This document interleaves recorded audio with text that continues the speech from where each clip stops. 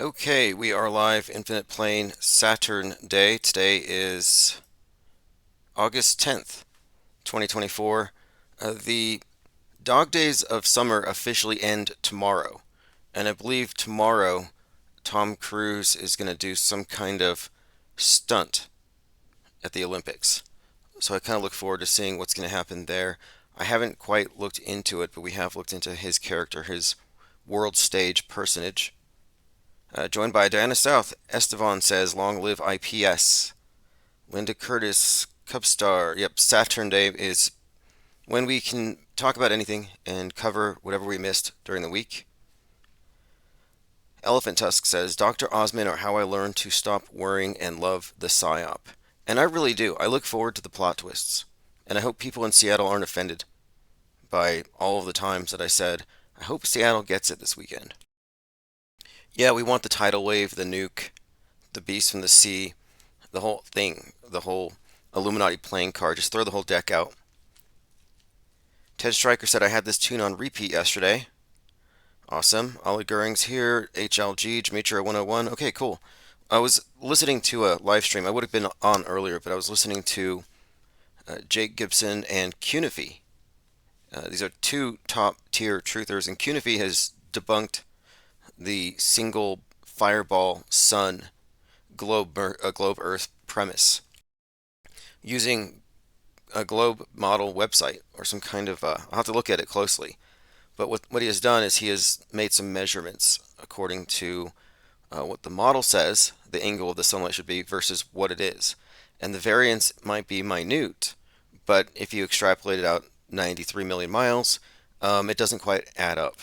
And so Cunify may have broken the matrix. And so he was talking to Jake Gibson today. In fact, I was watching the comments and they started talking about chemtrails because this is an area where Cunify and I mostly overlap. Not that Cunify is an anti-chemtrailer. He's kind of vague, but he doesn't contend that it's the planes spraying anything. Like I think he understands condensation trails. But here are a few comments, which I appreciate. All the World's a Stage says IPS ruins his credibility when he says dumb stuff like there's no chemtrails. Bach Precision says, "I disagree with IPS on chemtrails too." And Emily says, "It burns our eyes and our throat here." Emily says, "They're spraying something. I wonder what his reasoning is." Okay, well, I think what really gets people tripped up on this, and I've deconstructed this psyop, I think they look at the atmosphere, they look at the sky above, and they kind of project the conditions that they exist at down here and kind of assume it's the same up there. And this is some kind of anomalous stuff lingering in the sky. But if you went up there high enough, if you were 30,000 feet up, you would have a pretty clear idea of why hot jet exhaust with fuel particulates would create these clouds, these cirrus clouds, which is what they are. They're basically ice. I mean, you could drink them. I would drink a tall glass of distilled chemtrails right here in front of you. And I'd also take a vax in the neck, just to show you how little and I'll vote for Harris. So there you go. I'm going to vote for Harris, take a vax in the neck, and drink distilled chemtrails on camera, just to show you that I'm not governed by any fears, mainstream nor alternative. Cupstar says the Tom Cruise stunt is rumored to be dystopian themed. Well, he's been doing this Mission Impossible. I believe it's part two. I kind of feel like I need a binge watch. I haven't seen any of them. And if he is who I think he is, the role he's going to play, if it is what I think it is, if he's Major Tom, Space Oddity, if he's a reboot of Yuri Gagarin, and if he's creating something, possibly being a part of something as big as what Kubrick was a part of with Apollo 11, then I should probably look at this very closely. And I have found some fascinating subtexts connecting his movies like Eyes Wide Shut to Vanilla Sky. There's a fascinating storyline that connects all these things. But we'll be watching that. That's tomorrow. Okay, moving on. Celine Dion has rebuked Trump for the use of the Titanic song, "My Heart Will Go On." It's just crazy how the sympathy just dried up. Like Trump was shot, and then Elon comes out and he's like, I'm going to pay him $45 million a day. All kinds of people just swore fealty to Trump. Like Trump is the most American thing ever. And now, a week and a half later, they just move on. That was my criticism of Maxwell as Rello. It's like you have this cool manifesto, and you set yourself on fire. You make the news. CNN describes the scent of your roasting flesh, but nobody read your little. I guess it was a manifesto. Like nobody really read it. His big plan. Like that's not how it works. Collectively, we don't have the attention span for that. 100 years ago, if you set yourself on fire to promote a meme, you might have had some traction, but not today. And today's audience they have this near JFK like assassination on TV, fascinating storylines, multiple shooters. Iran did it, Israel did it, Democrats did it, inside job, all kinds of stories that will have people truthers chasing their tails for the next 50 or 60 years. But the public has just moved on. They just don't care. But anyway, Celine Dion, Canadian pop icon, has rebuked Donald Trump for using her song about the sinking Titanic as a musical interlude. I kind of thought that was prophetic. Like, there are no coincidences on the world stage. Why would he be using the Titanic? Well, the Titanic has some symbolic connections to the Twin Towers. The sinking of the Titanic, the sinking of the West, and 9/11 have some connections here within the greater narrative. So, just a quick recap. James Cameron directs Titanic 1997, and the Titanic splits in two, symbolically, like the Twin Towers, has jumpers and all, and then it sinks. Well, 3 years later, or 4 years later, there's James Cameron at the wreckage of the Titanic. He's filming a documentary called Ghosts in the Abyss, and this is on 9/11 2001.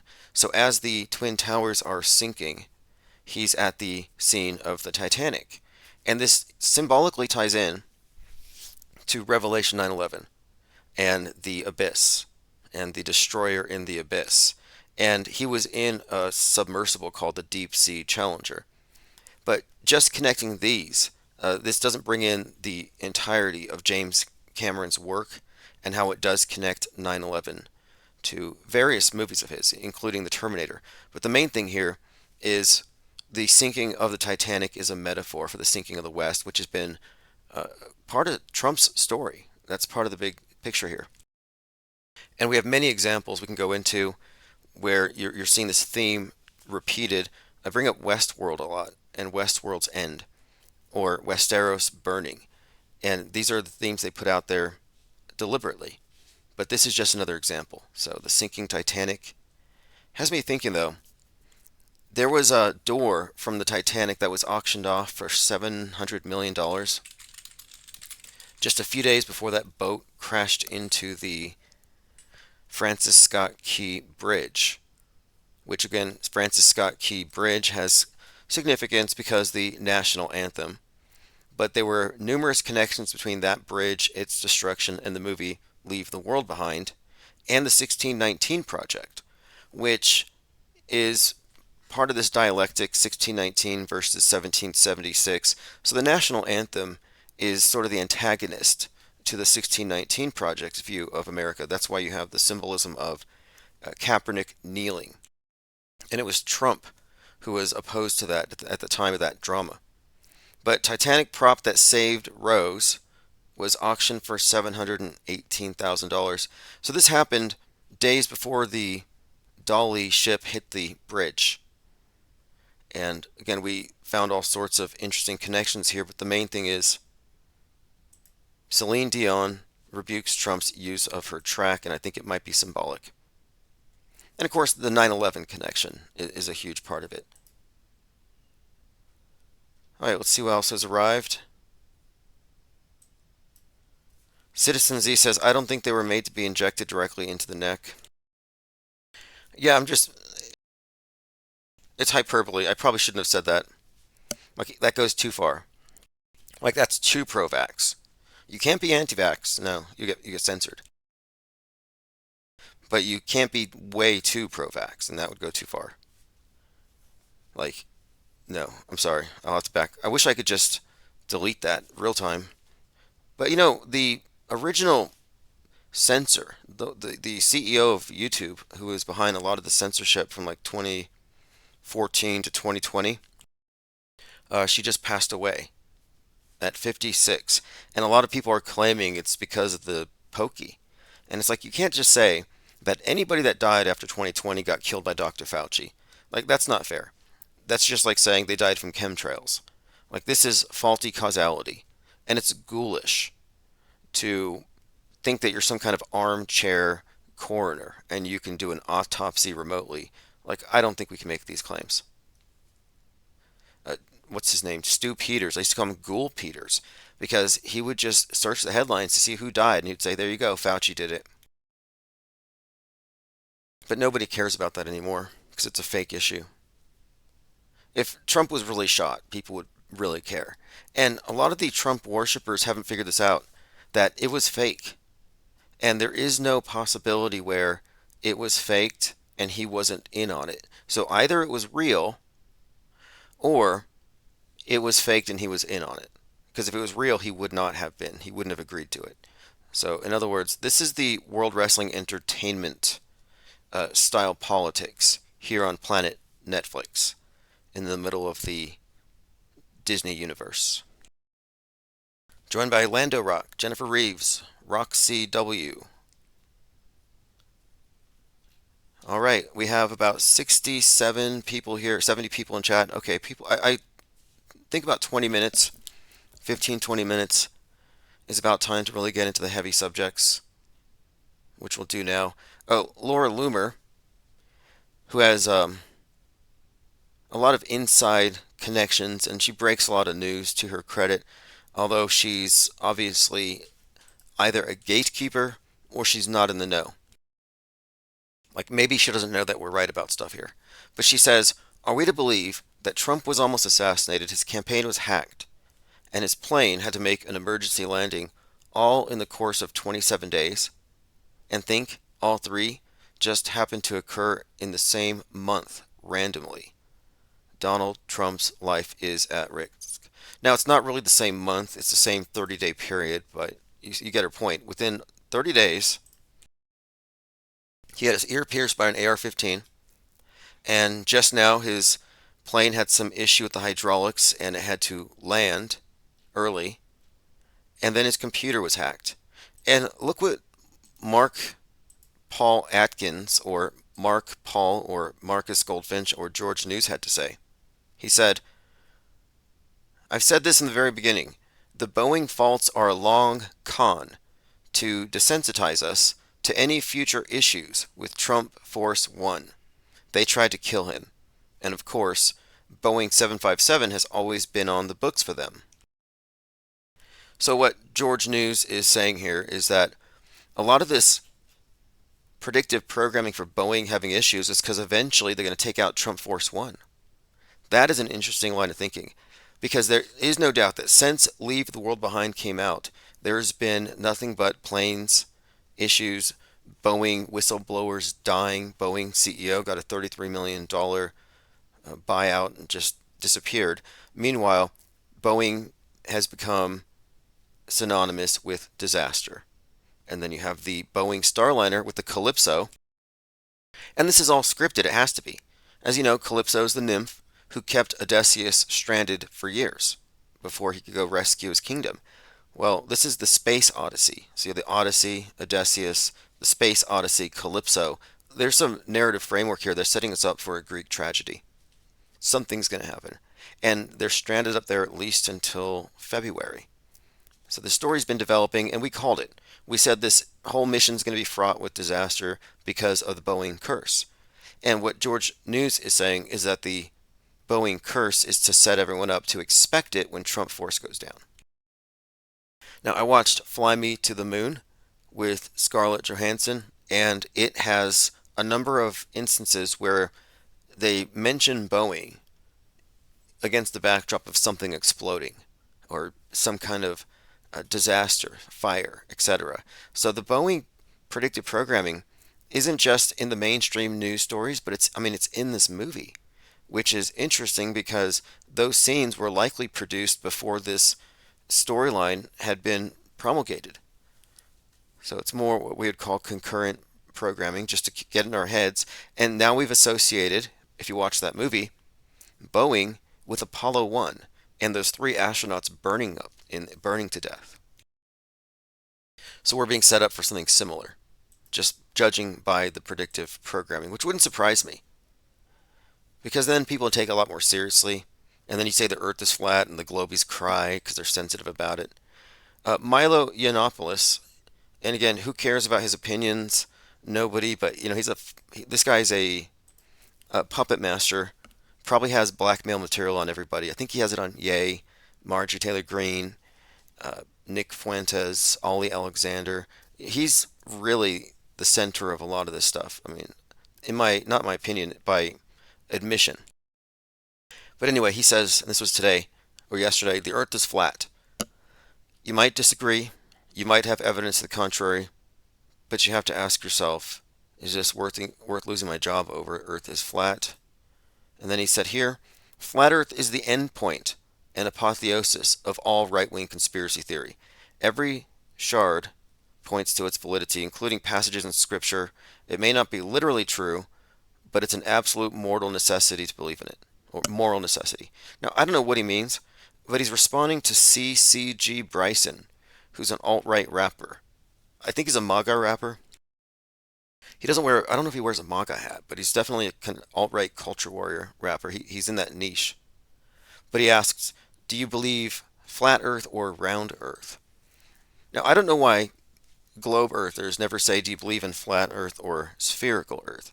They always say round, which doesn't necessarily exclude the possibility of a flat Earth that is round, like on the back of a turtle. I don't believe that, but that would be round, like a pizza, like a turtle shell, roughly round.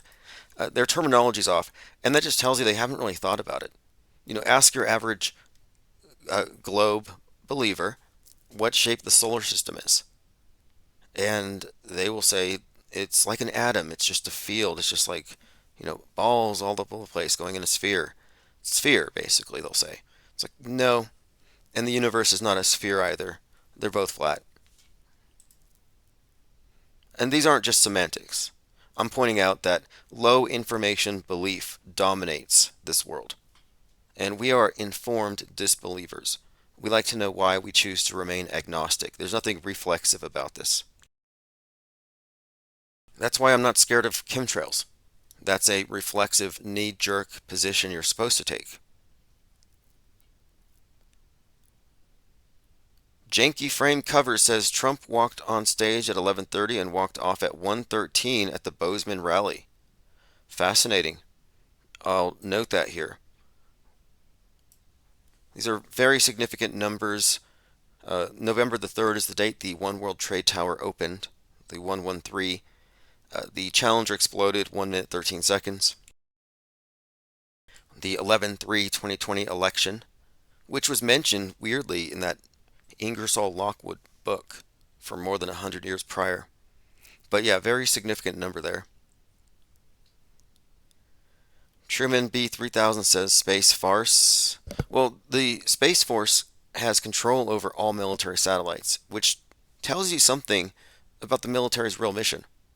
You think they're really going to have these armies, this entire military infrastructure, and then at the top of it, it's engaged in fakery, if the entire thing wasn't ultimately about that? Like, my contention here is that the military is mostly pageantry, and armies, literal armies of brainwashed people. Like, if you are in the military, you're within a closed system. You don't have the ability to opt out of believing in certain things because it may be part of your occupational specialty. And the knowledge of its fakery is way above your pay grade, way above your security clearance. And you're not supposed to know. So it's an army of dupes in large part. I mean, as a species, as a society, this pyramidal structure, the lie world order, it really does make fools out of all of us. I mean, look at the Truman Show. It's nothing to feel bad about, but he was a fool until he realized that he was in a world of lies and he rejected those.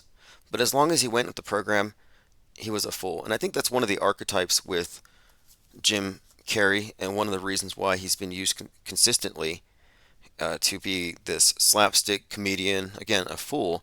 But then he also has these roles that contain deep, profound levels and meaning beyond what the foolishness on the exterior would suggest. Kevin Mooring says UK issues international arrest warrant for US businessman Elon Musk and other citizens for social media posts. Well, they arrested some guy who said that migrant hotels should be burned, and it's like, yeah, arrest him. Take away his internet connection. Like, free speech has consequences. I'm all for free speech. And if you want to talk yourself into a jail cell, you have that right. But I don't want to act like you can say anything without consequences, and if you have to face consequences, we're somehow against free speech. T. Latte says astrologers are predicting there's going to be fighting in the streets after the results of the presidential election. Well, J.P. Morgan said that millionaires don't use astrologers, but billionaires do. I'd like to know which astrologers. And it's not even a hard prediction to make. And nobody really has the recollection these days. It seems like you can make false predictions all day long. And if you get it right eventually, they forget all your past errors. Like, I think you should shun false prophets the instant they are wrong. Elephant Tusk says people are saying that Chadwick Boseman's psyop is connected to Trump Bozeman Montana rally, and they expected something to transpire. Yeah, that's an interesting connection there. Chadwick Boseman had a great deal of significance in 2020 as the Black Panther and as Mr. 42. And Mr. 42, Jackie Robinson, was being commemorated by the MLB just as Kobe Bryant's 42nd birthday, posthumously, was being commemorated by the NBA with Mamba Week. So the NBA and is the baseball league, the MLB and the NBA at the same time for different reasons, with all of their players wearing 42s, because both of these individuals were associated with 42.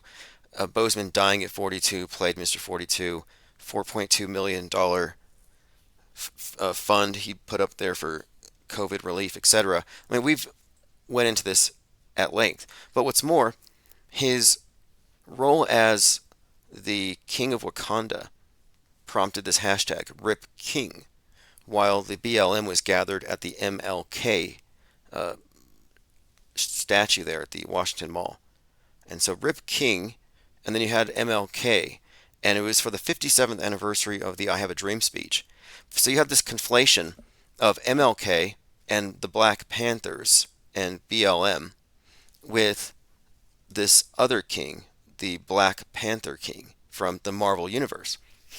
And it goes on because as TMZ reported, many of the fans of Chadwick Boseman were conducting little mock funerals in their backyard for their dead idol and crossing their arms over their chest, which has very special significance within the OTO and the occult societies. It's Osiris Risen, which connects to the symbolism of the dying, resurrecting king. We've been examining this stuff at length, but anyway, my point is there's some connections between Chadwick Boseman, MLK, and weirdly, Trump was just comparing himself to Martin Luther King. He said he had the same size crowd, or it looked the same.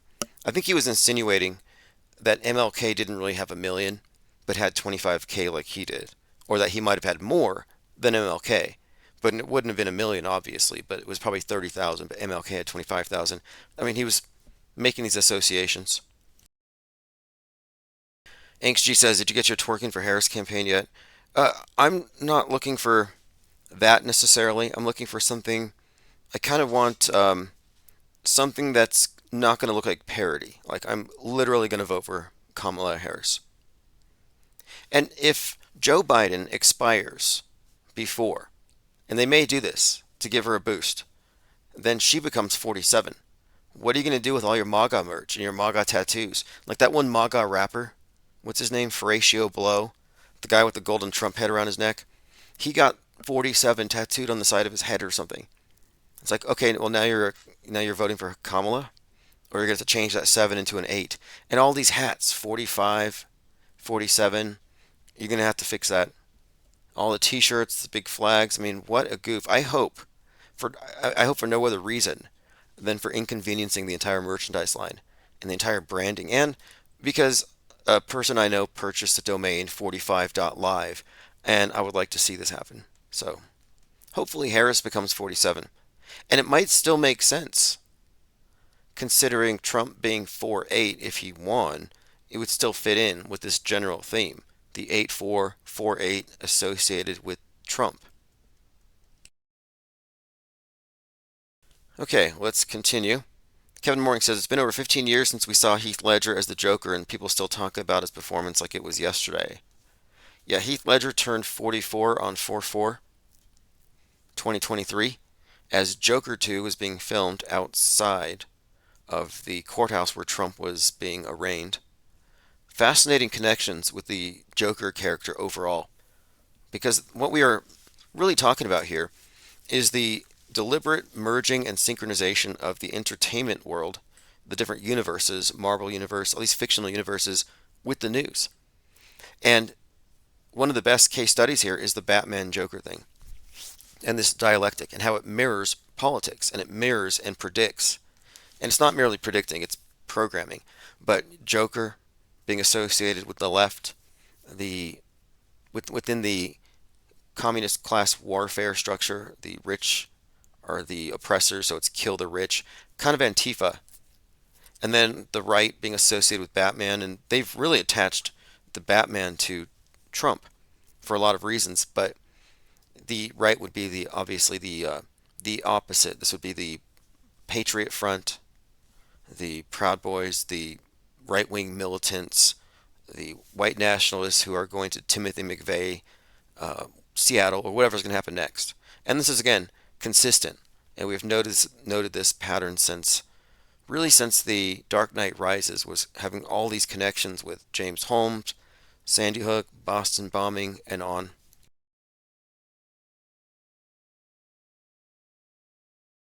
Okay, let's continue here. So yeah, Milo Yiannopoulos says the Earth is flat, but there's some people. It's like, do you really want them on your side? Now, this is the nice catch here. Lori, Radical Skeptic, found this. David Dutch walking down the bleachers after being shot twice, once in the chest and one through his liver. I guess high caliber rifle, chest and liver shots don't bleed much, nothing to see here. So he's going down the bleachers after having been shot twice. He's wrapped in an American flag, which might be soaking up all the blood, I guess. But he doesn't look like he just got hit by a couple of high-powered rounds. I mean, from a high-powered rifle. He doesn't look like he was sniped at all.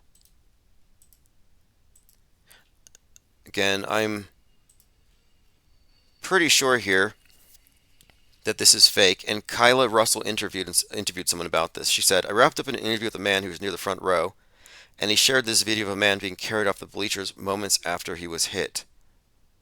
Now, does this look like a man who was just shot twice? And if this was a hoax, if this was a magic show, then it wasn't just Trump and half a dozen Secret Service agents pulling it off. It wasn't just Trump and his Secret Service and the media who were present. It would also include anybody behind him. And the fact that Vincent Fuchsia was back there is highly suspect. And a lot of these people who were involved with January 6th. And there's one person who had an excellent view of Trump, like who would have had the best shot of it possible. And right before the shooting, he gave himself a little selfie shot, and he did the hang loose hand sign as the bullets start firing. So he missed it. Or he turned his camera around because he knew it was coming and this was scripted. Are people still confused about this? Are there still people out there who are, thinking it's real and looking for second shooters, acting like they're in a mystery van, that they're going to uncover the real shooter?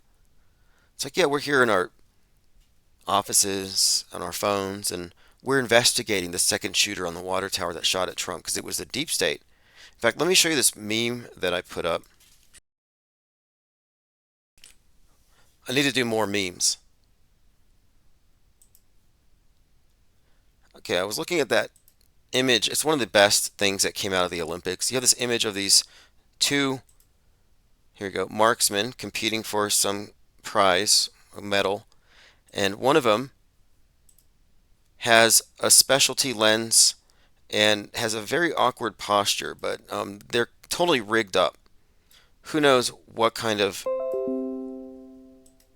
here we go, what they're seeing through that lens. You know, what they're able to do here. It's all about precision, but here they are looking very closely. It probably calculates for the rotation of the Earth.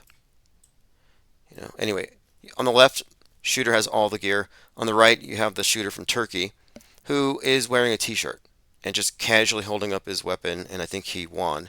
But anyway, the one on the left, I labeled it, it's a deep state false flag with second shooters. And then on the right, I labeled it, it's a hoax. And I'm just making the point here that some people overcomplicate things. And, you know, Occam's razor does have its role here. And sometimes the simplest solution, the one that doesn't require any additional information added, additional leaps of faith, is the best. And specifically when it comes to media, and most people are not caught up on this. They don't understand the role of media itself, but the screen doesn't give you enough information. You don't get enough info to say you know it to be true. You're taking a major leap of faith. Yeah, they're saying it happened at 6:11:33 literally. Kevin Mooring says Trump's plane emergency landing hazmat at the White House. And then you have that plane falling in Brazil. Tragic if true. Very consistent with everything we've seen in the last year. It was like a scene right out of Leave the World Behind.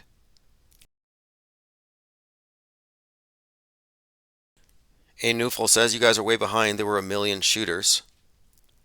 Yeah, wait until the books start coming out. You know, the second shooter books, the third shooter books, the fourth shooter books. I kind of want to get into it. We could come up with some very interesting conspiracies, like David Hogg's the shooter. That's how I would do it. It'd be a twist. David Hogg, and he got advice from Nick Cruz on how to pull it off, make it a thriller. David Hogg's kind of this psycho, and he's doing it for the right reasons, though. Like in his head, he's hearing, "If you could go back in time and kill baby Hitler, would you?" And he's like, "Yeah, of course." Well, here's your chance, and he rationalizes it, and then he's the shooter.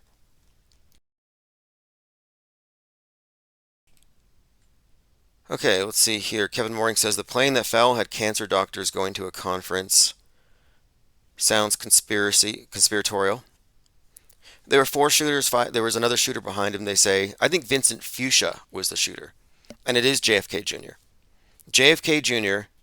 in a costume that looks like an aged John Denver was the shooter. Why? I think it may have. We could come up with something. I think there could be some line that was crossed. We'll dig into it. We should do a South Pole episode based on this. If there was a market for it, I would do it, but you get censored. Like I'm talking like in the marketplace of ideas. If you could just spontaneously collaborate and create cartoons and release them, I would.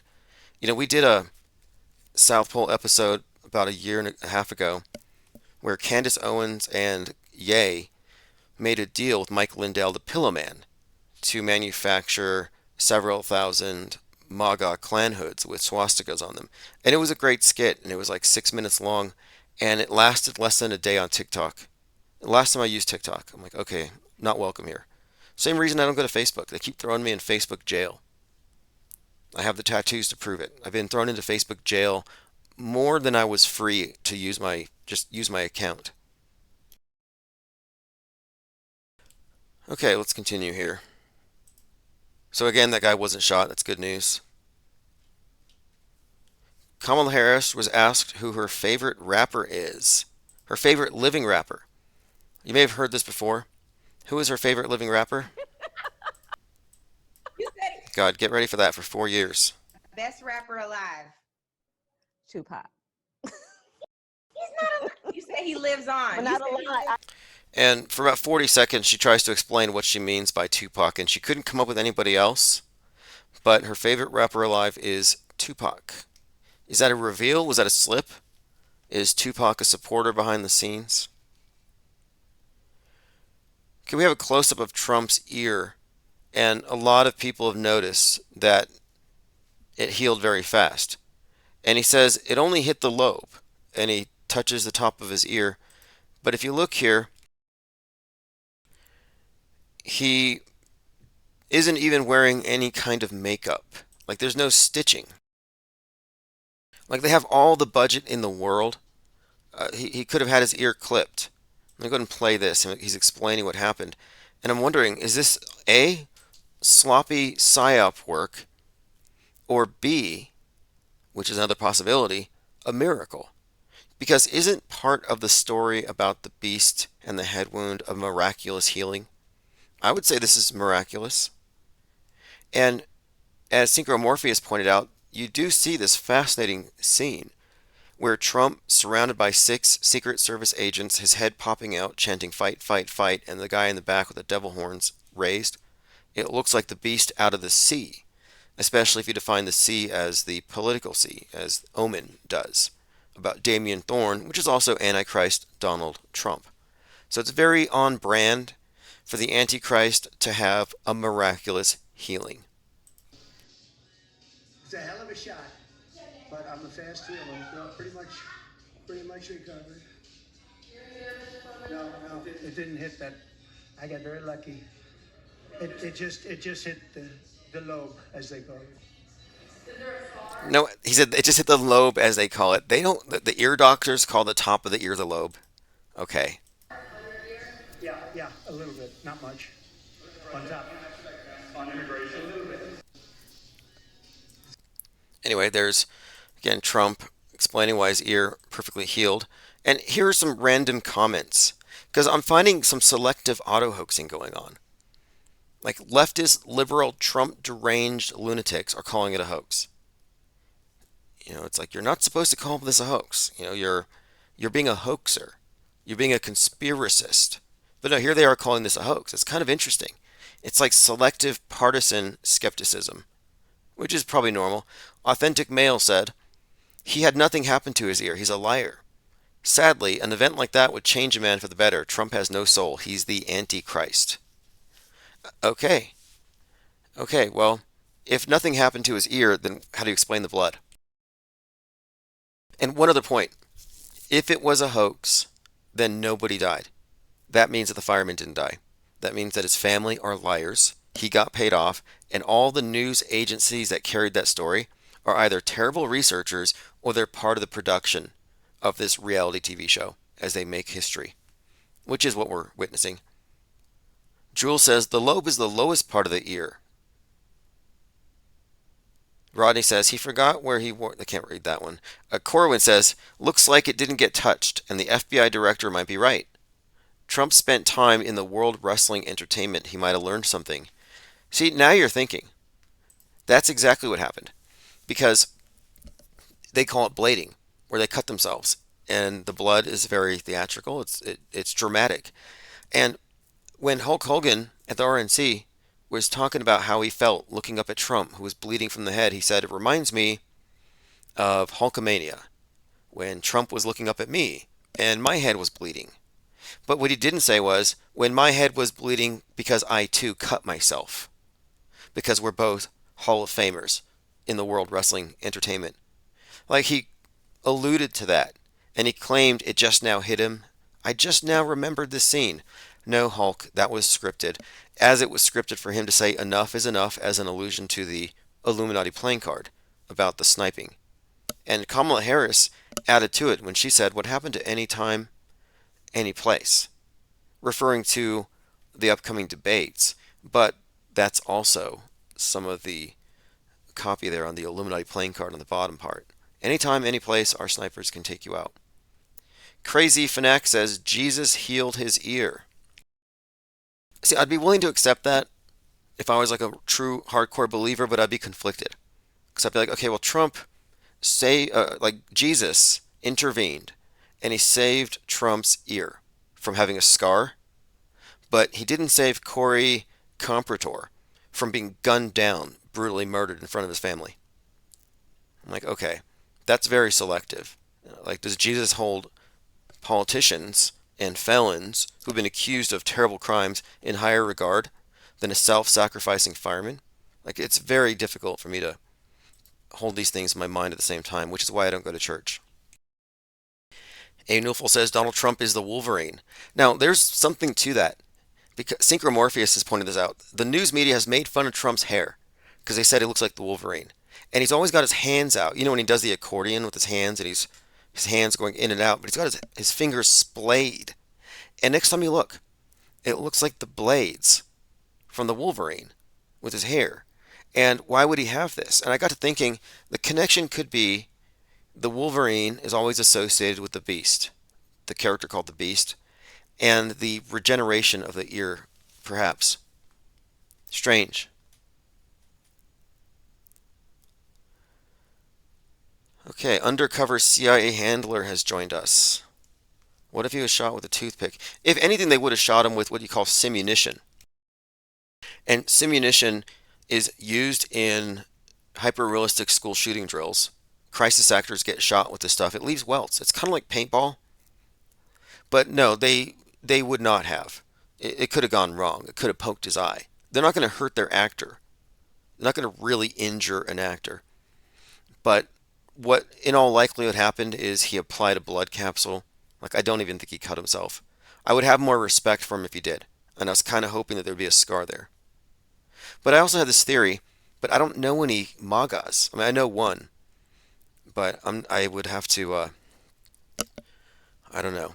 I'm not going to drop in and do this, but if you know any MAGAs who are well disposed towards you, ask them if you can check out their hat and squeeze it between the 45 and the 47, right on the hyphen, because I suspect there might be a squib inside of the 45-47 MAGA Trump hat. If you squeeze it, a little bit of blood will come out like a ketchup packet, because he might have done that.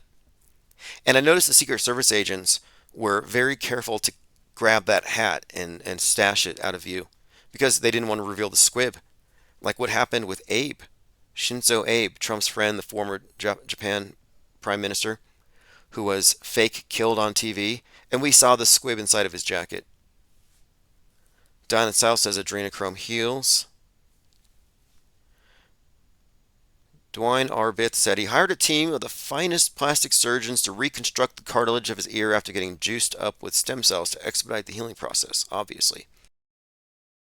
Yeah, that's what I would suspect. And he was in a med bed. And that's why he couldn't go to the funeral of the guy that died for him, the fireman. No, he couldn't go to the funeral for the guy that Jesus didn't save because he had to get the cartilage on his ear fixed. Yeah, another one, Gematria 101. Hulk Hogan's trademark hand to ear is a weird connection. So Hulk has always done that trademark thing, hand to ear. And does he do the 666 hand on the hand to ear?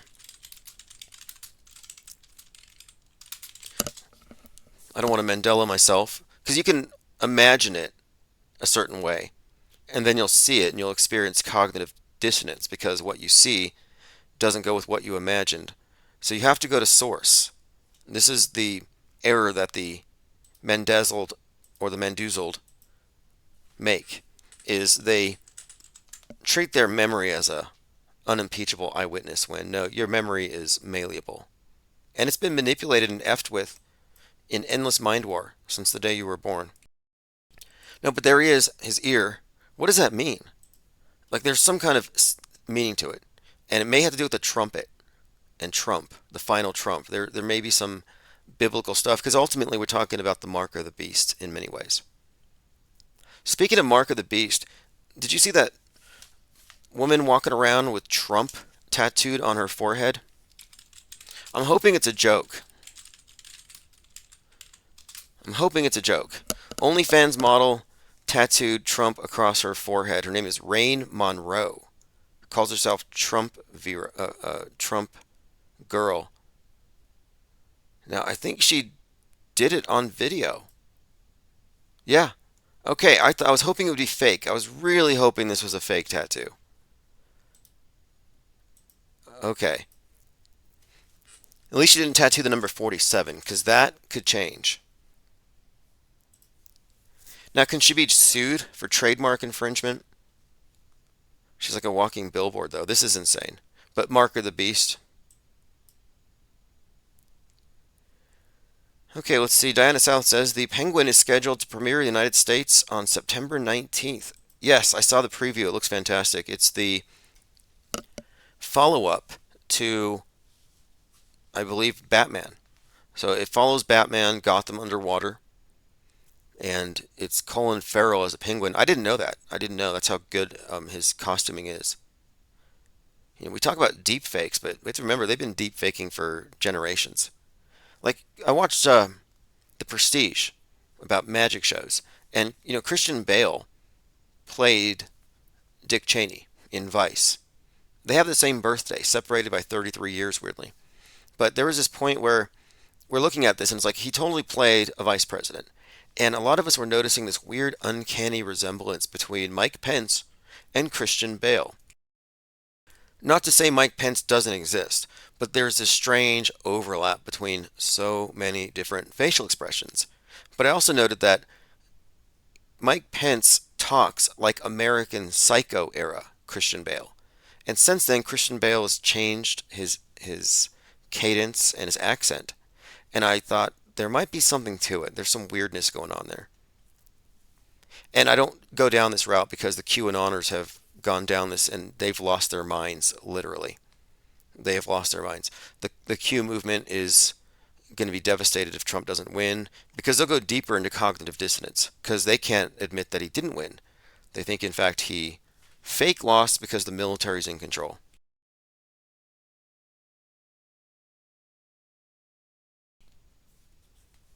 Okay, A. Newful says the forehead is the place where the Bible mentions the mark of the beast. Well, I think the mark of the beast is just the MAGA hat because it specifies in Revelation, it specifies the scarlet and the word across her brow, and she's saying something about Babylon the Fallen. Well, I think Babylon the Fallen is the same thing as saying make America great again because the implication is America fell. And in this context, in the broader metascript, America is Babylon. Add on to it that the Whore of Babylon is a sorceress, and Maga means sorceress or witch, and she inebriates the world with her drugs, and Trump did, administer the pokey to the whole world. So you can kind of say, or note here, that there has been some biblical metascripting attached to Trump, and this head wound is right out of Revelation 13:1. And now even more so when you look at the agents gathered up around him while they're creating these scenes. And these scenes are deliberate. There's a reason why it looked like that war memorial, the Marine War Memorial. There's a reason why it looked like Braveheart. This is coordinated. But in addition, they made it look like the beast.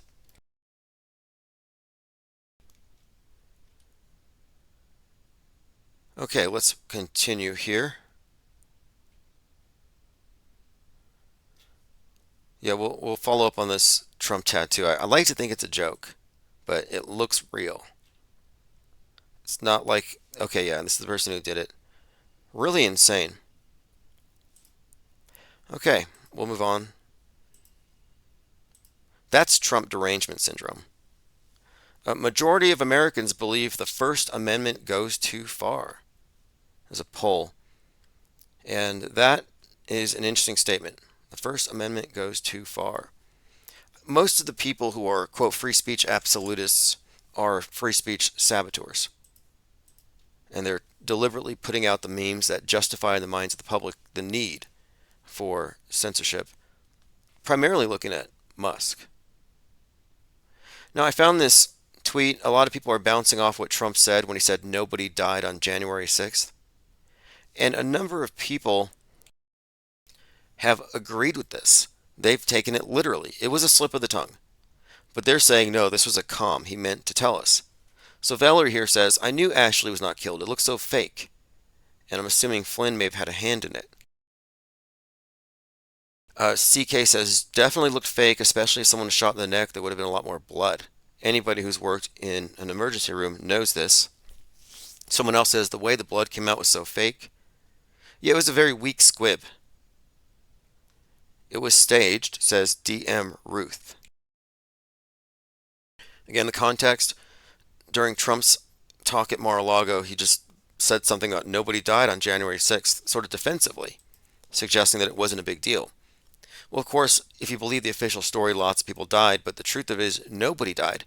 And the people who are following this, the QAnons, believe they're getting a calm, like a truth, a revelation dropped for them. Yep, nobody was killed on January 6th, Mar-a-Lago 8/8/2024.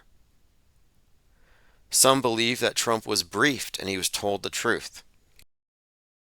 But whatever the case is, a lot of people are running with it, which is convenient. And I saw the name Woo's News mentioned, and Woo's News thoroughly debunked that entire psyop. So we mentioned the astronauts who are stuck in space, stranded, and here's an article about it. Starliner crew may not return until 2025. Thanks, Boeing. Boeing's troubled Starliner launched on a test flight in early June. But Starliner has remained docked to the space station, with mission managers divided over whether it's safe to bring Wilmore and Williams home.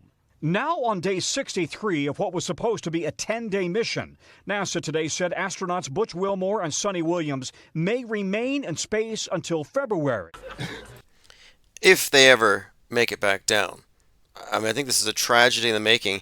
Now, here she is, speaking in front of the camera with her hair flayed out. This is Medusa. You know, Medusa hair, this is one of the best examples of how they screwed up. Because this is one of their old special effects. They do this ridiculous hair thing, and they only do this with the female astronauts. And when you compare it to people on parabolic flights, there's no comparison. This hair is just weird and stiff and hairsprayed. We've noted this for some time, but they brought it out again. They're bringing out this ridiculous fake space hair. It's not even like she's hanging upside down. It's hairspray. Maybe she's hanging upside down. You can't really tell. With some of the astronauts, I think it was Scott Kelly was putting on some weight, and I was like, how are these people gaining weight in space? Like, what are they eating? You know, these tight khakis to, you know, they're wearing harnesses beneath it, but they look like stuffed sausages. They're just like dangling there. And I can tell he's upside down because the blood's rushing to his head. You can see it in his eyes and the bulging veins in his neck. But she's hiding it well. When I heard there was a movie coming out about the space station, I said, let's watch the hair. And I deliberately went to the theater on the opening day, January 19th, 2024, to watch it because I knew that NASA would be involved in making sure that the movie version of the space station doesn't outperform their version. Because that's what happened. The way that the astronauts flew around looked worse than what NASA does. Like, it looked fake. I'm like, they're deliberately making it fake in a movie when they've been simulated gravity for decades. Like, there's no reason for these errors. Yeah, they're dumbing it down because of the comparison. But I was specifically looking for hair. It's like, how are they going to fake hair? Are they going to have these actresses with this ridiculous hairspray, this hairdo, with their hair sticking up? Nobody would take it seriously. And sure enough, there was not one stray hair in the entire movie. All the female astronauts have their hair tied back, ponytailed, slicked back, no stray hair.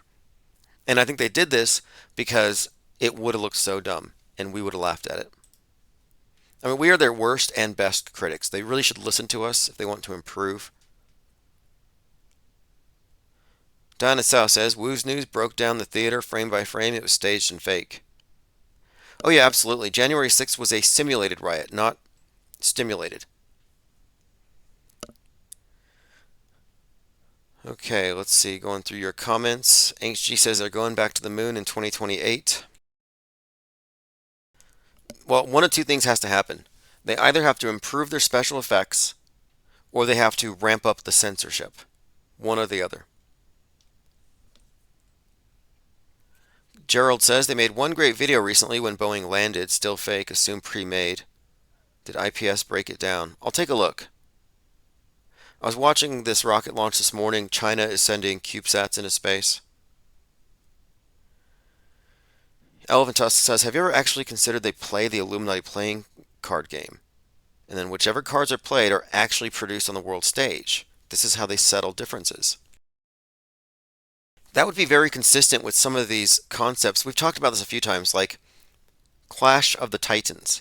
You see the world like a circular map below them, and the gods are all around it, and they can throw stuff into the game. Same thing with the Hunger Games. You have the simulation of the world, and the elite are around it, and it's like, let's throw some fire in here. Let's throw some obstacles, and these things would just appear. Similar with Westworld, where you have a little hologram model of the world, and whatever they introduce into the world, into the model, becomes real for the people inside of it. And I think this is a huge clue into what I call our hyperstitious world stage. If you live in the world stage, take it literally, confuse the map with the territory, they can introduce anything into your frame of reference and you'll just believe it. Your world is being tampered with in this way. And it wouldn't shock me if they were literally playing the Illuminati card game. It is a game. It's accurate to call it a game. But maybe not. I mean, they have all these cards, but I think there's a deliberate sequence. Like, there's nothing random in the timing of any of these events. She says NASA blames Bowie DEI. Yeah, the whole DEI thing has been a red herring and a foot bullet. And I saw it from the very beginning. Because it feeds into the right-wing culture war where women, why are they in the workplace? You know, shouldn't they be in the kitchen, pregnant, etc.? And it also feeds into the left-wing hysteria that everything the right-wing says is racist. And if you say DEA, you're a racist, sexist. So now everybody who says DEI and is critical of it is now branded as racist. But then there's the fundamental misunderstanding about what it is. Does it mean they're lowering standards? And the answer is no. So does it violate meritocracy? Yes. Is it fair? No. But is it lowering standards, and does it say anything about, quote, DEI admissions? No, it doesn't. So there's a kind of a faulty reasoning in how people oppose it. But it's put out there on purpose. This is why when Trump was fake shot at, you had half the audience watching and saying, oh, it's because DEI, they hired some female Secret Service agents who weren't tall enough or brave enough. You know, one of them had this meme where they had one of these Secret Service agents who seemed to be panicking, trying to get her gun in the holster, and they superimposed her over a kitchen where it seemed like she was better fitted there, washing dishes. Like, this is meme warfare. And as long as you're following their little narratives, these political footballs, you're lending credence to the basic premise that the thing is even real. And it works. Janky Frames cover says, was it you? I heard that Tupac is likely a Kill the MC. A Kill the MC being Tupac was started by someone else, and a lot of people have followed up on it. I kind of backed off because a Kill the MC resented the attention, and it would detract from his own body of music, suggesting that he's some kind of a construct. But he's part of Jurassic 5. It's a little fishy, though, when you compare him and a number of the people in Jurassic 5 to Tupac and Tupac's associates at the time. It's a perfect match. So, am I 100% on it? No. It looks like a typical CIA deepfake job. I don't think Tupac died that day. Anyway, but I'm not willing to put money on it. Although the teeth were very compelling. Kevin Mooring says, this Boeing talk is fake AF. I get jet parts into my work every day. It's not slowing down. It's all narrative. Like I said, Fly Me to the Moon had a scene after the main character visits the memorial for the Apollo 1 disaster. And there's an explosion, a gas leak, and he deals with it. And somebody says something about call Boeing. So they were making Boeing jokes throughout. So Boeing is synonymous with disaster. They've made that case. And as George News reports, they say they're preparing us for Trump Force 1 to go down and blame Boeing.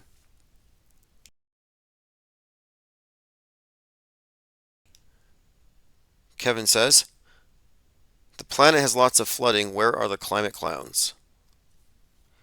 Well, if the climate clowns aren't going to be freaking out about it, the geoengineering clowns will be. Gerald says, let's watch this video and see why hair is done better, not G-force, but I'm intrigued. Let's take a look. We're looking at NASA hairstyles. Speaking of NASA hair, Peg Whitman, who spent 666 days in space, she apparently got her hair dyed during one of her stints up in space, and Botox, and her eyebrows plucked very thin. And I'm just thinking, okay, you're in space. Where are you getting the Botox? How is your hair going from gray to black? And I understand you're in space and hygiene and cosmetics and plucking your eyebrows, but I'd like to see evidence of it because I have a feeling that this is all done by like a studio. And when I look at some of these astronauts, they don't look like people who are camping.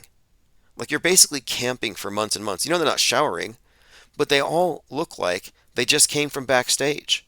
Like their makeup is great. Their hair is perfect. Their shirts are ironed, starched. Like nothing makes sense when you look at it, outside of it being simply a movie set for a really terrible reality TV show that they call the International Space Station. Okay, Boeing Starliner crew enters space station after docking. Always realize how much their lives are integrated with space, whether it's their phone, their banking, transportation. Okay, here they are. They're coming through. They do these weird, bizarre, non-COVID compliant hugging rituals whenever people arrive. Like you arrive at a camp where your friends have been camping for 6 months. When you arrive, do you want to hug every single one of them? Like I don't, but they do. Here we are. Commence the hugging. Now she just made the devil horns with both hands, and she shook her head side to side like a possessed demon. Did everybody see that? And her tongue is sticking out. So she's dangling her tongue out to hail Satan's, and then she does this like possessed kind of dance here. Take a look.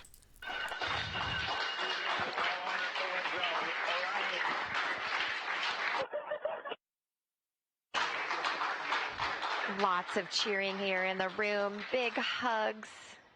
Sunny William coming through in her blue flight. Notice the jump cuts. You're not getting a lot of continuous shots. If there's a jump cut, you can just call it a hoax. If you watch the Richard Branson Virgin Galactic launches where they're in space, they do a jump cut every 3 seconds. You never get a full shot of it. Suit.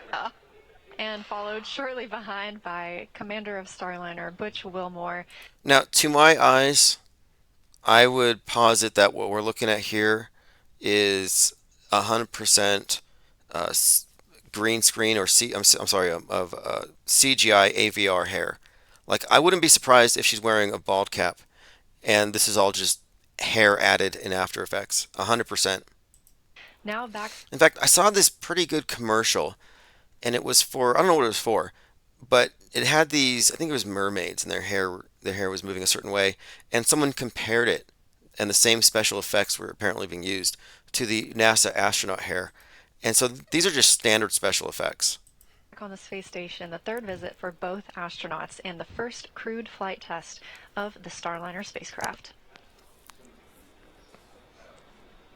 Everyone looking very happy, like they had a great ride.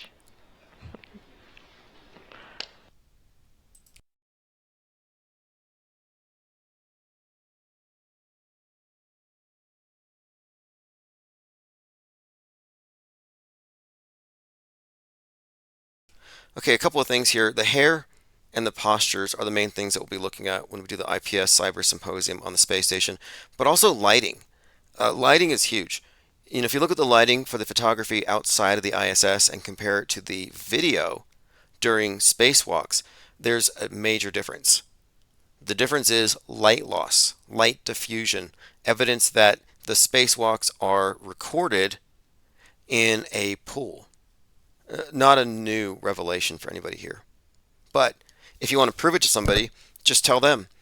Just say, look for yourself. Look at any spacewalk and ask yourself, well, how far can you see the capsule before it disappears into the darkness? And then compare it to the photographs where you can look and you can see the Earth and you can see details on the Earth. It's like, no, they're underwater and you can't see very far. The light doesn't go very far.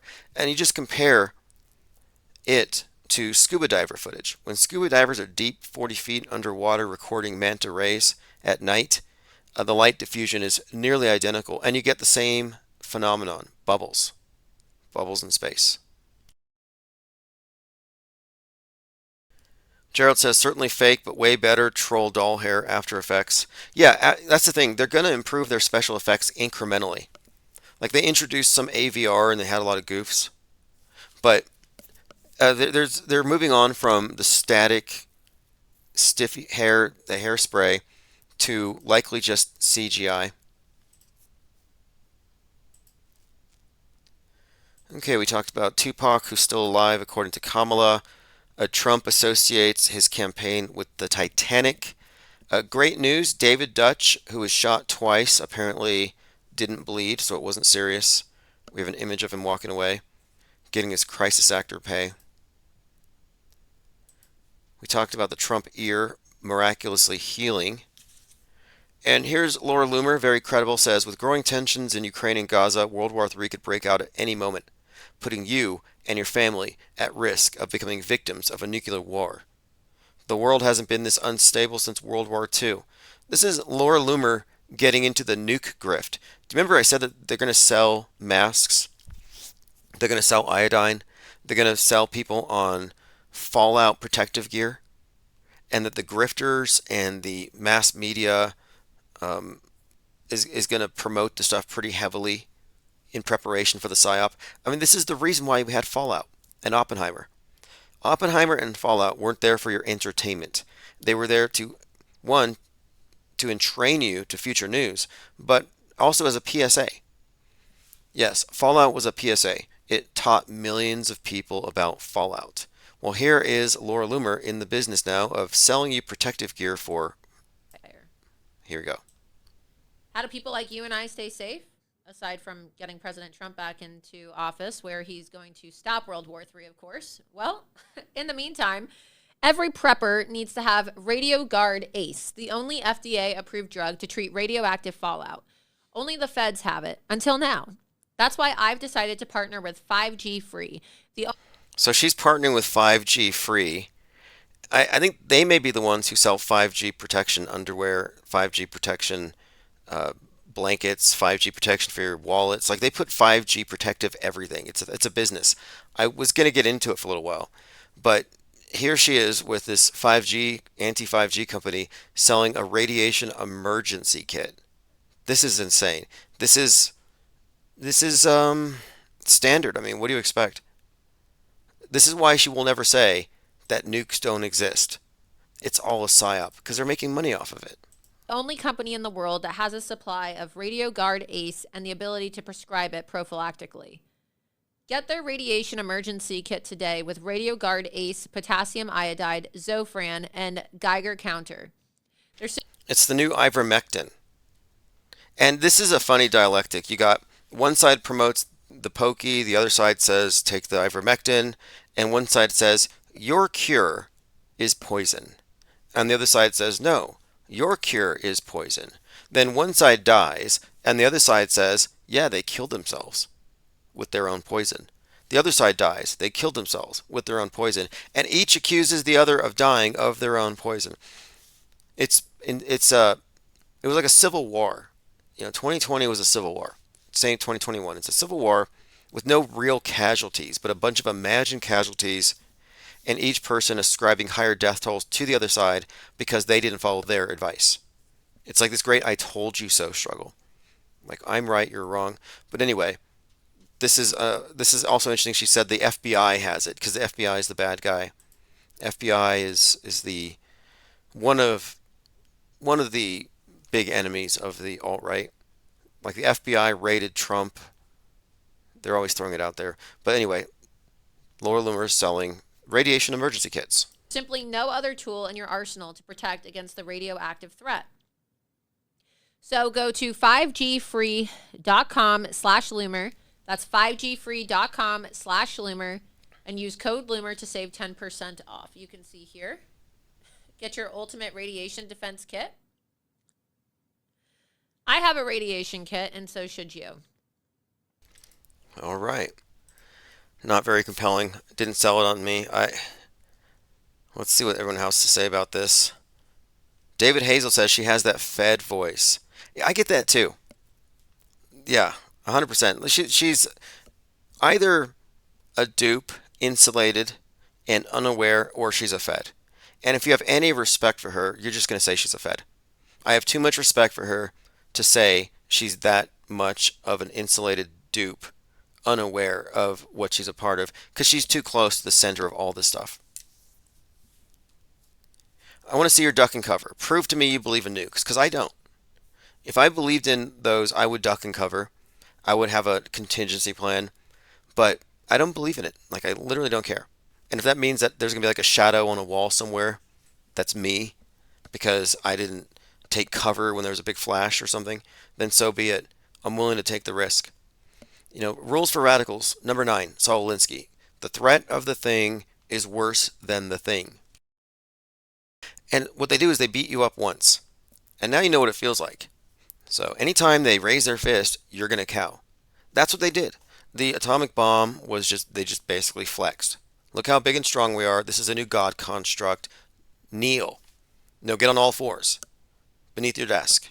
Duck and cover. That's how you genuflect before the power of the state. And ever since, we have been in this hostage situation where every dictator and every world power has access to these world-destroying, atmosphere-igniting death bombs. It changes the dynamics of everything. It would be like if God really existed as advertised and showed up and said, okay, we're going to do things my way or you're all going to be judged. Like, it would straighten us out fast.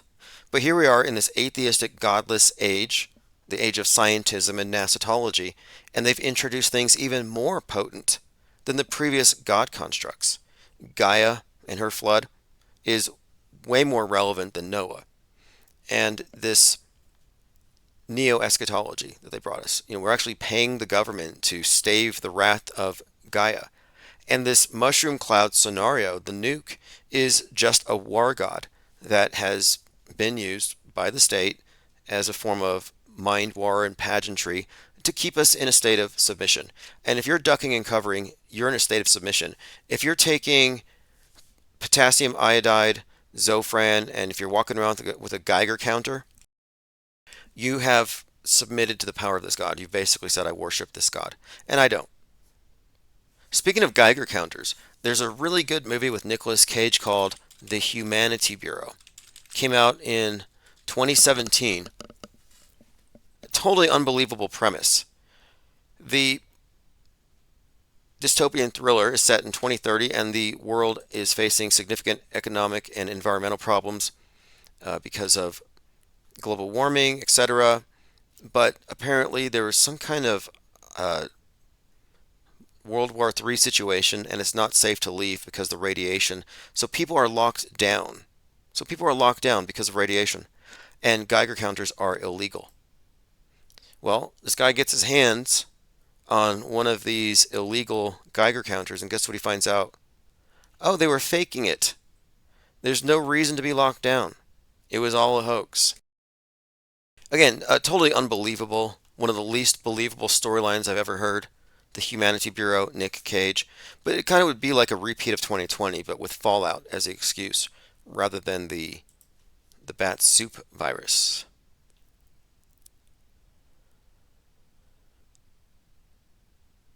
Tom Minoid says, stop worrying and love the bomb. Well, Kubrick told us that. He must have known something. By the way, that movie, Dr. Strangelove, has predictive programming for 9/11 in several places. Ryler says, I think the Kubrick movie is about how nukes are fake. Well, I mentioned Scarlett Johansson in Fly Me to the Moon about faking the moon, and previously she was in Asteroid City. And in Asteroid City, she falls in love with this character who's obviously Stanley Kubrick. I didn't recognize it when I watched it, but I read some reviews and I'm like, wait, that's definitely Kubrick. But one of the opening sequences, this Kubrick character is looking at this stage where they have a fake atomic bomb blowing up. Elephant Tusk says, are you suggesting David Wilcock is a Fed with his strat in the background?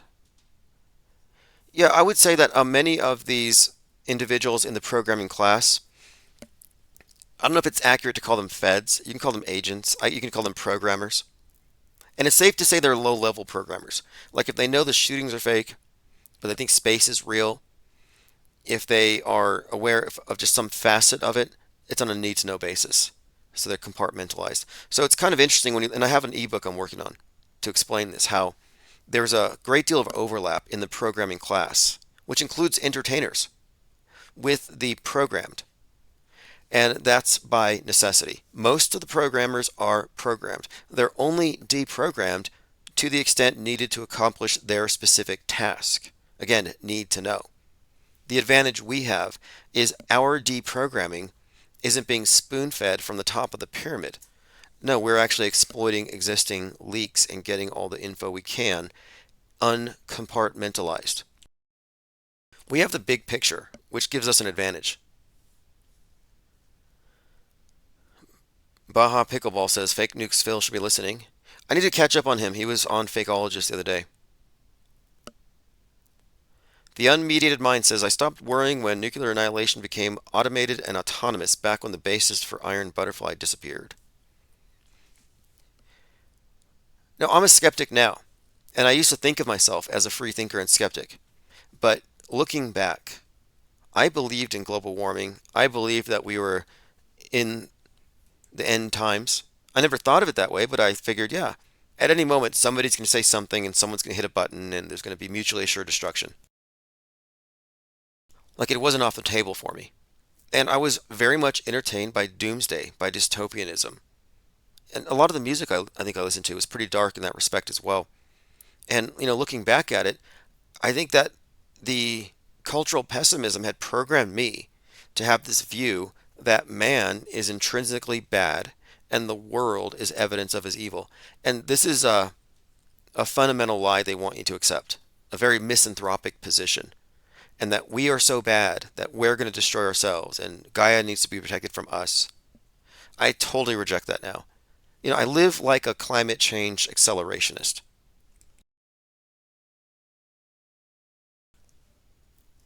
And I also have to point out too, I was NBC, 54 Bravo, nuclear biological chemical decontamination. My MOS, my entire military occupation specialty was based on responding after an attack, responding to fallout, responding to chemical or biological warfare. Which is why when 2020 rolled around, I was very critical of a lot of the ways that it was handled in how they let people go to stores, the shopping, the whole thing. I had a lot of criticism based on how we handled things. But again, I have every reason to believe this stuff is real. So why don't I? Well, because I thought back and saw the evidence and I realized that I was in a box. And we're looking at old movies. We're being told stories. We're told this is how, when you see the flash, you face the flash, you sit like this, and then you put your helmet down, and it describes how everything above 18 inches is going to be just annihilated. But if you're that low, lower than a tree stump, maybe you'll survive. And then we were preparing for EMP blasts, preparing equipment. And looking back, this is what I said earlier. The military is a standing army of brainwashed people. It's brainwashing.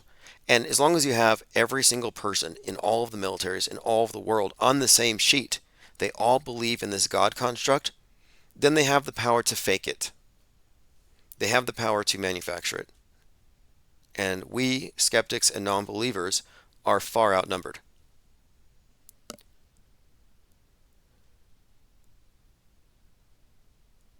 Okay, let's see what we have here. Diana South says CGI crowd. I'm not sure. I'm seeing accounts that Kamala Harris's crowds are all CGI, but then I see lefties say this is all MAGA cope, spelled with a Q, because they can't handle that his crowds aren't as big. Lord Laney says Soylent Green cult, all about recycling, even worldviews. Yep, recycled scripts, recycled characters. It is definitely. It's all about the cycles of time, having you run in circles. So it's controlling time and space. As long as you're running in a circle, they control your space. And as long as they're wasting your time, they control that. And that's why I think Saturn is so prominent in this paradigm, in their religious paradigm, because Saturn is the ruler of constraint, time, space, limitation, the material realm. It's almost like this is a prison sentence in a Gnostic kind of sense. I'm starting to feel like it's more of a game. It's certainly a rigged game at the level of the political theater. Kevin Mooring says 80% of the people joining the military just want to go to college. Facts. I should have opted in for the cash, to be honest. Not that I regret it. I went with the GI Bill, and it did float me for a number of years where I was just able to go take classes on anything. And I like that because I was able to jump around without having to stick to a particular major. I wanted to learn specific things. I got film studies, animation, journalism, art, and I spent my GI Bill. I didn't waste it on BS, ideological courses or any of that. In fact, I was taking this class on journalism, and I realized then that stuff was heavily controlled because the instructor, the professor, was a lib who had this like women's journalists convention thing, and it was very feminist, anti-right wing, and that was the angle that it was given. And we didn't stick to the textbook. Like I liked the textbook. I wanted to learn the mechanics of it, but they were just promoting this ideology, and I kind of moved out of it.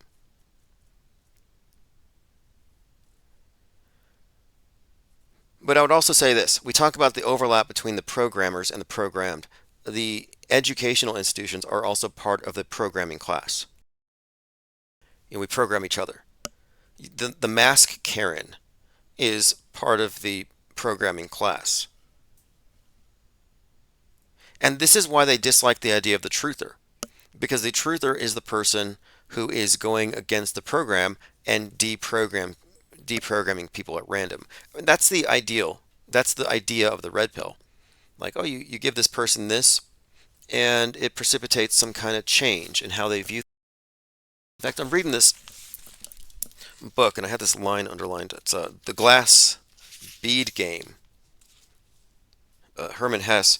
And there's a point here where they're going into this character's background, and he's in his school growing up, and it's a very traditional values religious school. And he encounters another student who's very secular and atheistic. And he says here, not that he would have inwardly agreed with the audacious orator, but there were doubts whose very existence or possibility you only had to know about, and you instantly began to suffer them. Just pointing out that you may not necessarily agree with someone who has a contrary view, but if they can plant the seed of doubt, it's very difficult to remove it once it's been planted. And that's what the ideal of the red pill is. And that's why a lot of truthers feel like they have to proselytize, because they feel like as long as we're just asking questions and sowing doubt, we're doing good. The problem with this is that they are being led with bad red pills. Turns out, and I trace this stuff, the pharmaceutical company that manufactures the blue pills that pacify the masses also make the red pills. And it's the same formula, just a different color. It's all a ruse. And if you go back and you really look, beneath the blue pill, it's actually black. And the black pill is the dark, dystopian version of the worldview that they want you to have. But then they candy coat it. Elephant Tusk says, this is a big chess game for lack of a better term. Yeah, you have players and played.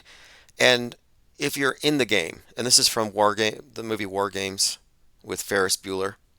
Strange game. The only winning move is not to play. And it's because it's rigged on both sides. You have to be outside of the world stage to even see this. And the programmers are the players. Everybody on the stage is played.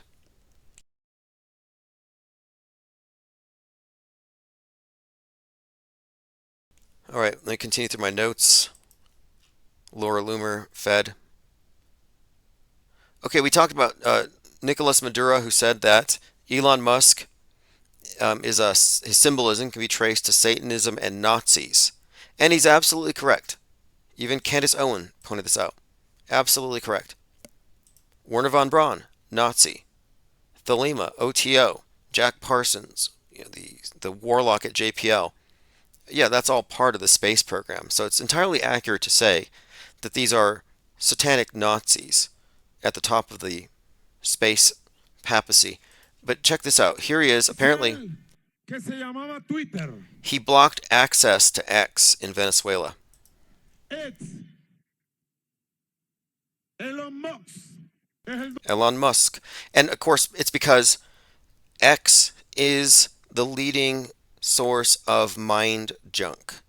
You see, Elon Musk is the main supplier of space junk, mind junk, polluting the commons of low Earth orbit and cyberspace. This is disease X, space X and X. It's disease X. This is the example that they're trying to set, that the richest man in the world has too much influence and it's bad. This is this rhetoric against billionaires that we've been hearing quite a lot of. Because, you know, the old Marxist thing used to be the poor versus the rich. But now they're really moving it because the people who are advocating for this aren't always poor. A lot of them are Hollywood types. So now it's rich people lamenting the existence of very rich people and very rich, influential people. Alyssa Milano, for example. She's not poor. She's not some Marxist class warrior advocating for the poor, you know, fighting against the rich, because she's very rich herself. However, Alyssa Milano is out there saying that it's terrible that Musk had $40 billion and he could have solved world hunger, but instead he ruined Twitter. That's her argument. So the problematic billionaires is the real issue here, the tech billionaires. But here is again the speech here about X being banned. dueño de X y ha violado todas las normas de la propia red social Twitter, hoy conocida como X. Todas. Y ha violado incitando al odio. All right, the unmediated mind says, what are the Nazis exactly? Good question.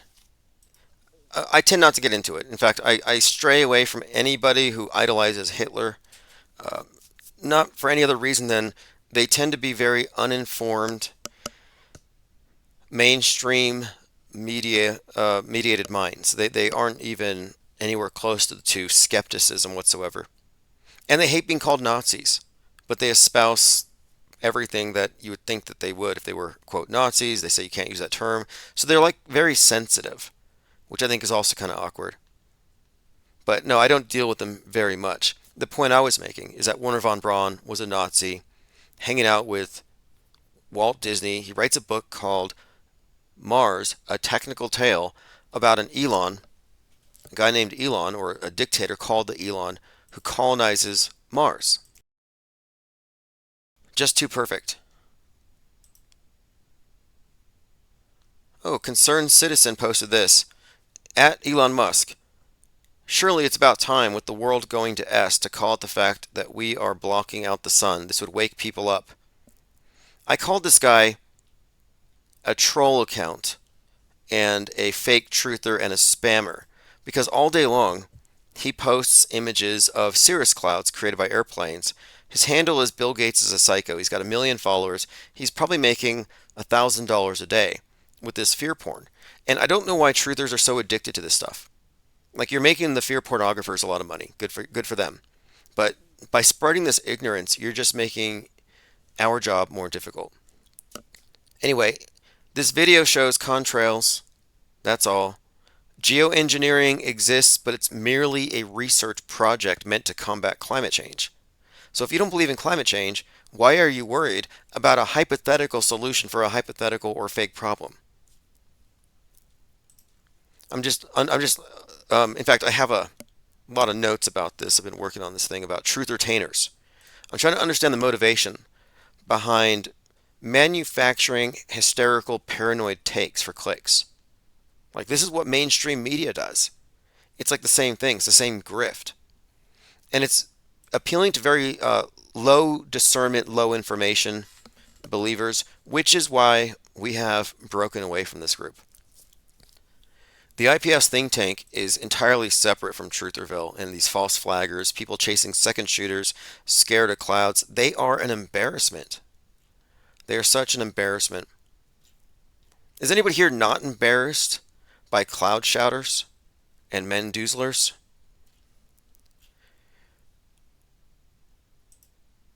All right, let's move on.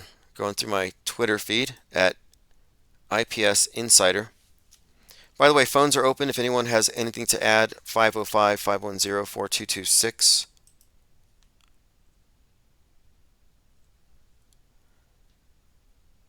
Okay, let's see. Dang Wigington is the worst of alarmists, says Angst G. Well, none of these guys wear masks. And they all did the same thing. It's like I swear it's like demonic possession. Is there a chemtrail demon? Because you have these people who don't know each other. They live in different parts of the world. They have no connection. But if you challenge them, they all respond in the same way.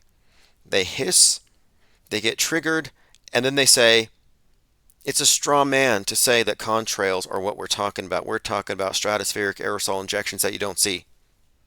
I'm like, no, no, no. All day long, you post pictures of lines in the sky.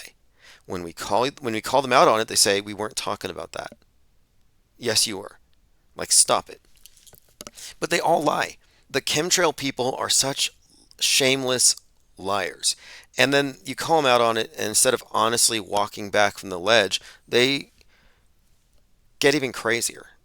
And they start throwing all kinds of stuff. Oh, you don't believe government documents? No, I don't. I prefer to know. I'm not a believer. And if you believe government documents, there's government documents about how man went to the moon. So you can't say, I believe all government documents as a justification for believing in this stuff. But you believe that these other government documents are fake. Occultist Priestess says, who's speaking on the show? I didn't hear a sign-on intro. Oh, that would just be me, and we don't have an intro. I should probably set one up. Do things a little more professionally. Anyway, phones are open 505-510-4226. I asked Mick West to show me any video evidence of the ISS, and all he gave me was this crappy pixelated image of what was likely a model hanging in his garage by fishing line. There wasn't a video. And I said, if I don't get the start to finish transit, I'm just going to call it a hoax. So I'm not even going to fuss with it. He's in the business of debunking UFOs all day long, but then he maintains that the ISS is up there and real, and the evidence supplied for the ISS is as bad as all of the UFO stuff that he's consistently dismissing. Hank G says, look up the Geoengineering Watch on YouTube and look at the list of videos. It'll shock you. Well, this is the thing. The chemtrail phenomenon is actually right-wing climate change. And they'll get mad and say, I'm not a right-winger. I'm like, yeah, you are. It drives me crazy when religious people, they're throwing their Bibles at me, and I'm like, oh, you're a religious nut. I'm not religious. But you're promoting a religious ideology. You have a religious litmus test, but I'm not religious. It doesn't quite make, it's sophistry. And you can't let people get away with that. So, anyway, someone's mad at clouds, make it about the clouds. Don't let them say, no, they're just mad about what Bill Gates might do in 2030. It's like this Klaus Schwabophobia. Klaus Schwab is a joke. Bill Gates is a joke. These partisan villains, like my left-wing friends, find Bill Gates to be a savior, and Elon Musk is the enemy of civilization. My right-wing friends say Elon Musk is our savior, and Bill Gates is the enemy of civilization. They live in two different worlds. And what we're seeing right now on the world stage is competition between worldviews, and it's a war of memes, a war of fiction. Like, my audience is bigger than your audience. Well, if this person can fake a bigger audience, then they win. Fake trumps real.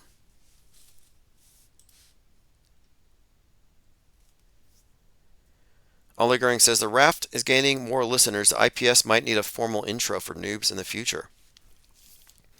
Yeah, I'm with you on that. Between the video and audio, we regularly clear 200. Gerald says, bruh, have you not seen the chessboard skies? I agree on your contrail theory, bruh. You make no sense, blocking the sun, etc. Yeah, here's the thing, too. If you're confused about the chessboard or the crisscross tic-tac-toe skies, how confusing do you find city maps? Like, you'll notice patterns. Like, this intersection connects to that intersection, and it's almost like flight paths might explain it. And you look into it, it turns out that is the case. And what people don't do, like, okay, it's one thing to raise a question. It's another thing to raise a question and answer it. And a lot of truthers will raise questions. What are they spraying? Why are there tic-tac-toes in the sky? But none of them answer their own questions. Like, if I was legitimately curious, I'd drive down to the airport.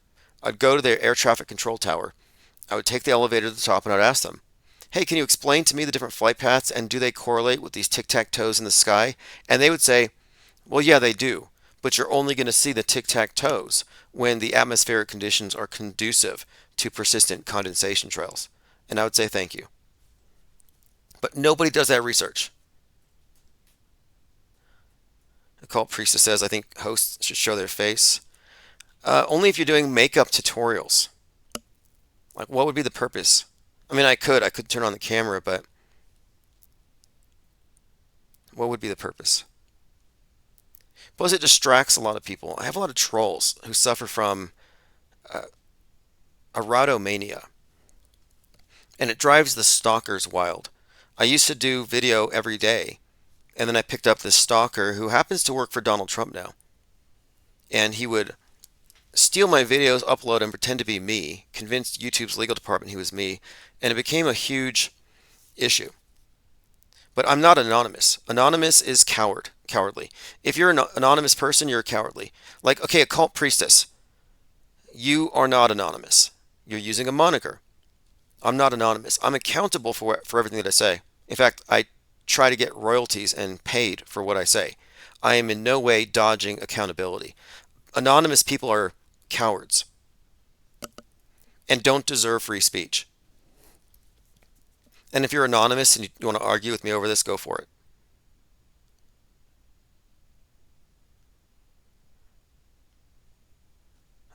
But there's other things too. You have to also consider how shallow people are. People are super shallow and they care more about, and that's not what I want to do. I'm not here to attract people who are, looking for anything more than information, because this is a think tank and we are going against the grain at a level that has never been organized before.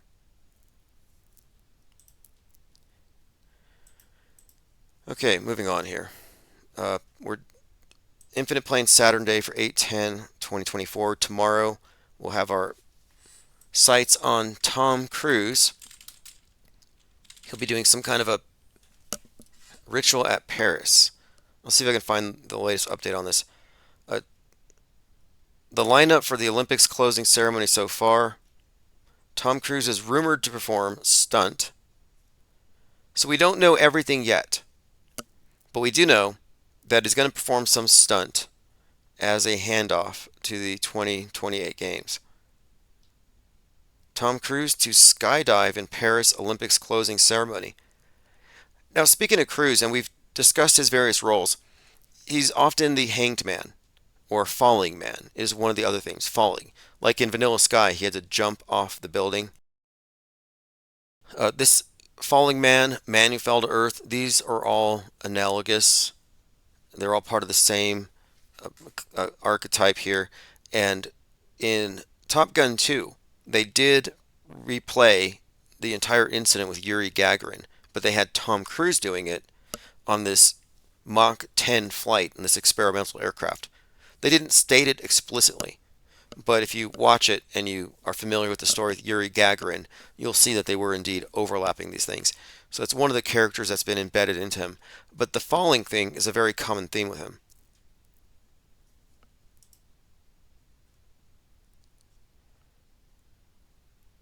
Okay, let's see. Nick Fingar says, tell us the story. You reference it. Okay, I may do that soon. I do have to leave. I have a lot of work to do on the publication wing.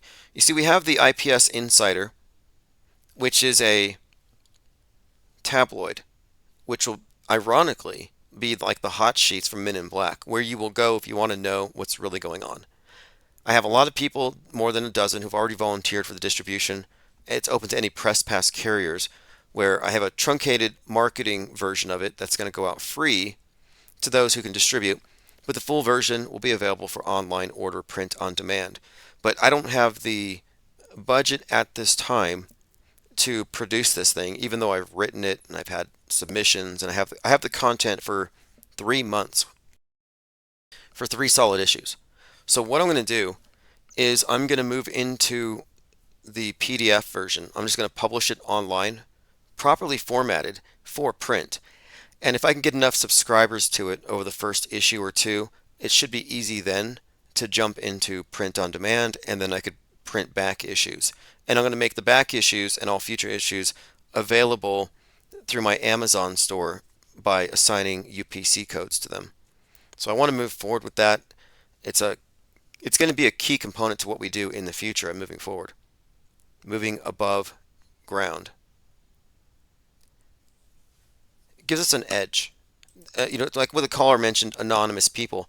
Okay, we have so many anonymous truthers out there who are disinformation agents and trolls. They're anonymous because they don't want to be accountable for what they say.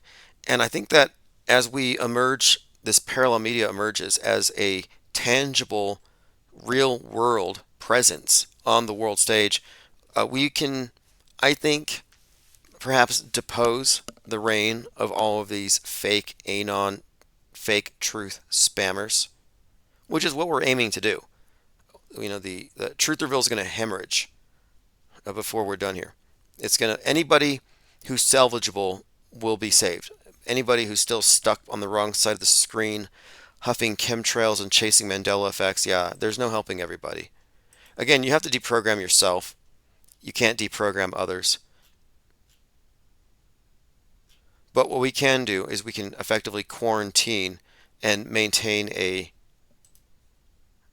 purity of methodology and approach, which is necessary for this to scale up. You cannot scale up auto-hoaxing as a methodology for breaking down fake news, as a skeptical framework. You can't blow it up if you let any of these brainwashed demographics in. You can't let the people who fall for loaded questions. You can't let people with agendas. You can't let the religious nuts in. It's got to be pure for it to work. And if it's pure enough, then it'll spread outside of our control, which is what we want. We're not the center of it. We're just sort of the vanguard, trailblazers in the sense. And it's impossible to overstate the significance of what we're engaged in here.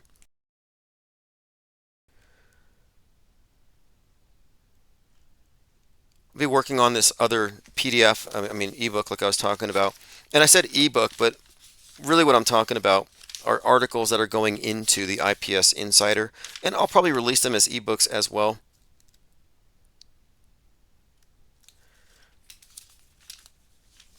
Nick Fingar says, has anyone made a decent video about how Yuri Gagarin is Neil Armstrong? Yeah, you have to look at Super Recognizer. If you haven't looked up Super Recognizer. Does it add to anything? Does it add to the bigger story if this person is that person? I would say so. It's very revealing, in fact, about how they all share the same special effects. Like the idea that America had to fake the moon landing to trick the Russians. You know how ridiculous that is?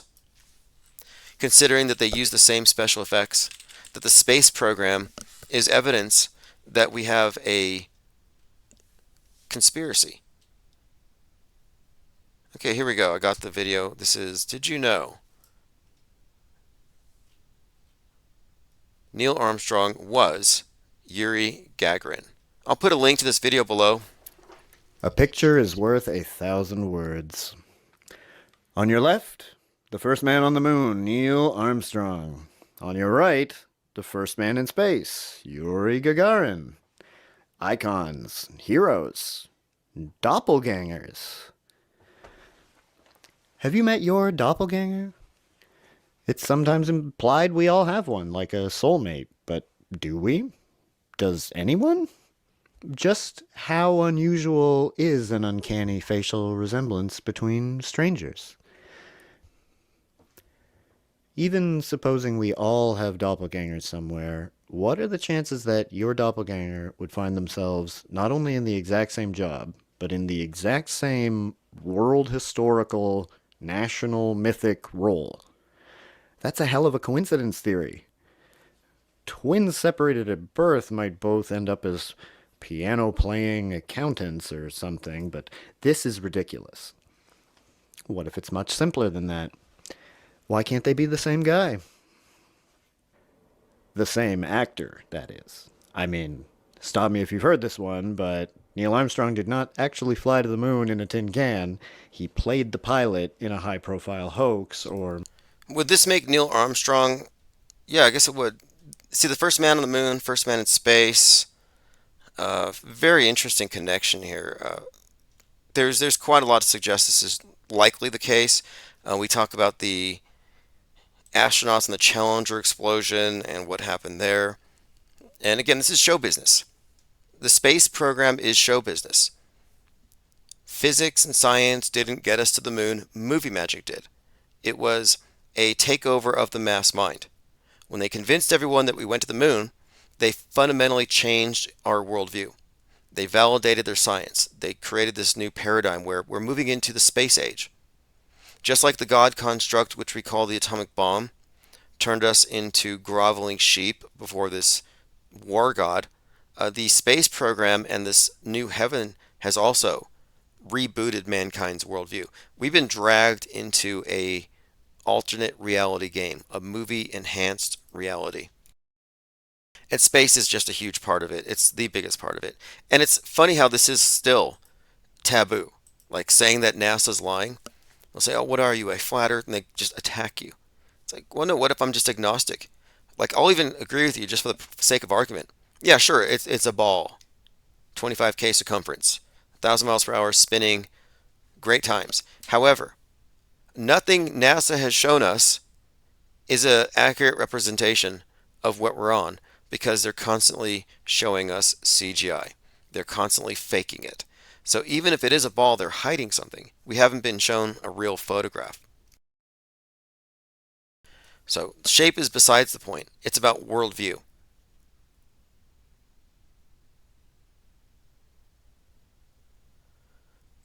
Okay, let's see here. Catching up on comments before we go. I put a link to the video if you want to check it out. He has a lot of interesting connections. I think he believes, and this is Super Recognizer, that there's a few. I don't agree with any of these. I don't agree that Donald Trump is being played by Martin Sheen. I don't believe Albert Einstein was Pablo Picasso. Now, Buzz Aldrin being George Scott has a lot of weight to it. It really does. Dwight Eisenhower was Clark Gable. Yeah, I find that one credible. Aleister Crowley, Winston Churchill, no, I don't see that one. And I tried. I've given these all a chance, but this one is intriguing. Buzz Aldrin as George C. Scott looks like it is interesting, and there are a number of connections people have pointed out. For example, they were instances where it was said that if anybody would play him, it would be George C. Scott. Let me just play a short clip here. Military. Aldrin was in the Air Force in Korea. When he shot down a Russian plane, Life magazine published the photos. George C. Scott was a Marine, posted as a ceremonial soldier at Arlington Cemetery. He said all those funerals sparked his heavy drinking habit. Aldrin blamed post-moon partum depression for his boozery and became a publicly recovering alcoholic. Aldrin never really left the military. Scott's two most famous roles were as generals, and Patton was explicitly a pro-military propaganda effort deployed with some urgency to combat rising cynicism around.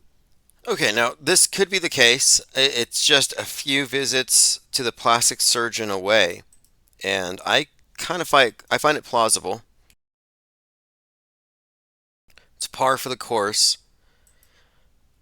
I think I found an older image of George C. Scott that seemed to contradict it, but you have to be very skeptical about everything you're shown because it could be a cover up. Anyway, this is Chief Crow. The Edge is in your mind. Subscribe at ips.monster, and I will send out the archives there.